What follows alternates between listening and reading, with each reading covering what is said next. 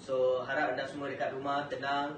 Jadi hari ini Cikgu Ray akan membentangkan topik yang kini kita telah buat. Minggu-minggu lepas kita dah buat. Ini hanya sambungan. So I'm just going to continue with where I left with our current class. So we're focusing on plant nutrition. So I'll be discussing about all these questions and also the topic itself.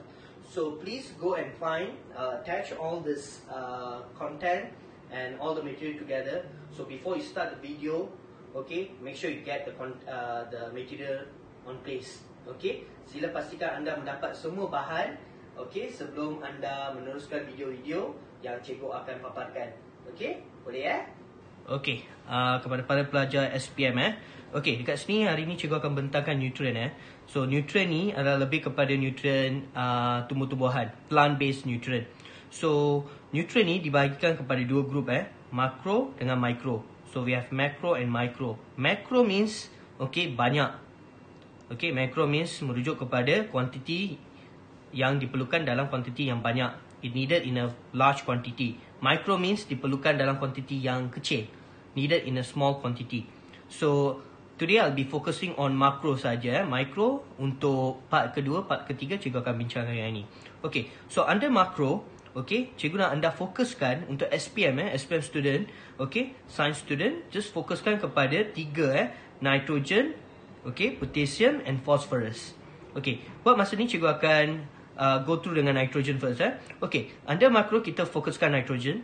Okay, nitrogen adalah nutrien yang diperlukan oleh tumbuhan untuk menghasilkan okay, chlorophyll dan protein. Okay, they need nitrogen in order to synthesize chlorophyll and protein.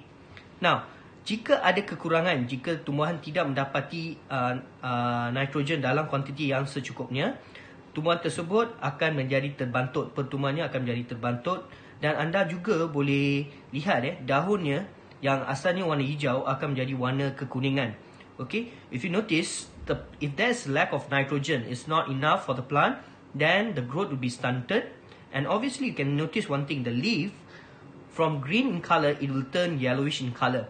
So this is something that is quite prevalent for nitrogen. Lack of nitrogen, you can see the leaf will turn yellowish in color, warna kekuningan. Okay, so itu tentang nitrogen. Seterusnya kita tengok kalium dalam bahasa Melayu ataupun potassium. Kalium ni diperlukan untuk menghasilkan, tumbuhan perlukan kalium untuk menghasilkan karbohidrat, protein dan untuk penghasilan sel baru. Okay, they need potassium in order to form carbohydrate, protein and new cell. If the plant unable to get enough potassium, then you notice, okay, please take note, you'll notice it will be yellowish in color around the edge of the leaf. Okay, and the root will become short and it will be few. Okay, so jika kekurangan kalium, anda boleh memerhatikan, okay, di hujung bahagian tepi-tepi daun akan menjadi kekuningan dan akarnya akan menjadi pendek dan sederhana sahaja. Okay, perlu diambil perhatian nitrogen keseluruhan daun akan menjadi kekuningan, tetapi untuk kalium, daunnya kita boleh tengok di bahagian tepinya akan jadi kekuningan.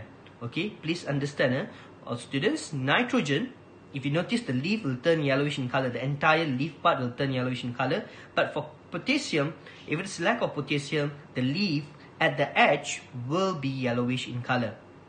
Okay, I hope you can understand that. Now we'll move on to the next okay, part of the nutrient okay, required by the plant, which is phosphorus.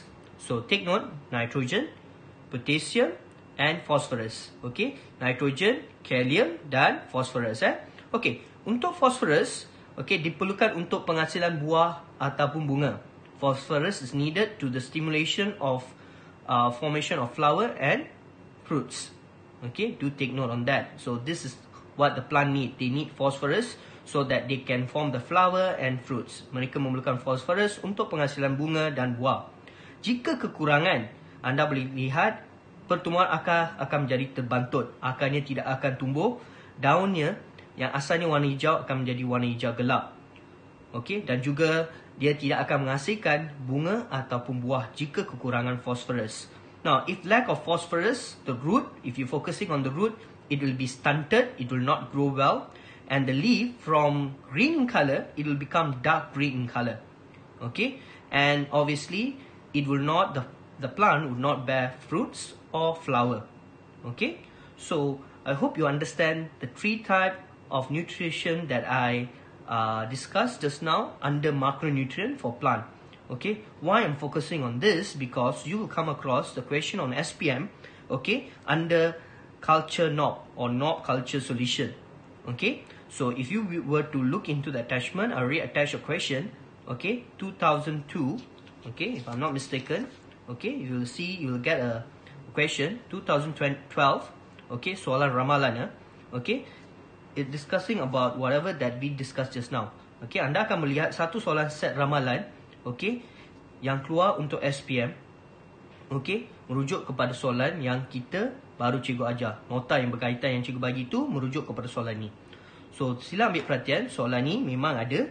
Okay, so anda akan diberikan, okay, larutan 3, contohnya dalam eksperimen ni anda diberikan 1, 2, 3, 4 test tube. Okay, tabung uji okay, dan setiap tabung uji anda boleh lihat, okay, setiapnya telah disaluti dengan kertas warna hitam, black paper. Jadi dia tujuan ni soalan kebat kalau ditanya dalam soalan kebat, okay, black paper, kertas hitam ni, okay, dia memainkan peranan sebab nutrien, okay, yang ada dalam ini, okay, dia sangat sensitif sangat sensitif pada cahaya. Okay, it's very sensitive, okay, towards light. Okay, jadi untuk mengelakkan cahaya mengenai pada bahagian-bahagian nutrien ni, okay, dan untuk melindungi nutrien, kandungan nutrien dalam tabung uji, kita akan, okay, cover the entire test tube dengan kertas hitam.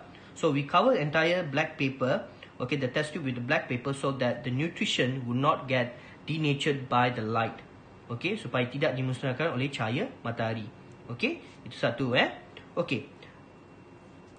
Tu sila ambil perhatian Dan setiap kali anda mendapat soalan ni, sila tengok tabung uji ni Sila lihat, okay, tabung uji. Please look into the test tube. What is the content of the test tube? Contoh dia dekat sini, dia ada tulis tabung uji pertama, okay, larutan kultur lengkap, complete culture solution. Kalau anda lihat kedua, okay, larutan kultur tanpa nitrogen. Ketiga, larutan kultur tanpa phosphorus, okay, culture solution without phosphorus. Dan yang keempat, air suling. Okay, jika anda lihat kepada tabung uji pertama, the first culture is known as complete culture, larutan kultur lengkap, bermaksud mengandungi semua 3 nutrien yang kita bincangkan tadi. Okay, it has all the 3 nutrition that we discussed. Yang ni, kalau anda lihat nombor 2, tabung kedua, okay, ianya tanpa nitrogen. Okay, dan ketiga anda melihat tanpa phosphorus, without phosphorus. Dan keempat, distilled water, air suling. Saya pasti anda semua tahu dan saya juga pernah bincang apa dimasukkan dengan air suling. Dimaksud dalam ni tidak akan ada sebarang nutrien. Dimaksud kosong lah. Okay, empty. Tiada sebarang bentuk nutrien yang ada dalam ni. Okay, so berdasarkan eksperimen ni, anda akan diberikan soalan-soalan berikut. Contohnya, nyatakan satu pemerhatian daripada keputusan eksperimen ini. State one observation. Okay, so soalan ini amat senang kerana anda perlu just mendapatkan pemerhatian daripada gambaran yang diberikan dan menjawab soalan berikut. Okay, obviously kita tahu yang mempunyai kultur lengkap, nutrition yang lengkap, anak benih jagungnya akan tumbuh dengan lebih baik berbanding daripada 3 tabung uji yang lain. Anak benih di 3 tabung uji yang lain. So obviously you can see, okay, the growth of the plant, okay, the considering will be much more better, okay, healthier compared to the other 3 test tube. So you can write on that as the observation. Okay, so yang tu anda boleh tulis sebagai observation anda. Dan berdasarkan observation anda perlu berikan satu hipotesis. Mengapa anda kata bahawa tabung uji pertama anak benihnya boleh tumbuh dengan lebih baik? How come you can come for the conclusion that you're saying that the plant can grow much more better? Well, obviously dia telah menerima semua jenis nutrien yang lengkap yang menyokong pertumbuhan anak benih jagung. So anda boleh tulis hipotesis berikut. Okay, Jadi berdasarkan daripada nota yang cikgu bentangkan dan juga contoh soalan yang cikgu berikan dalam sisipan, silalah menjawab soalan-soalan berikut dan juga latihan-latihan yang diberikan. Cikgu akan membincang kembali topik ni dalam kelas. Seterusnya kita kembali ke kelas asal kita. Okay, so please go and refer back to the question that I've discussed. Okay, the notes and also the attachment that are given to you through the email.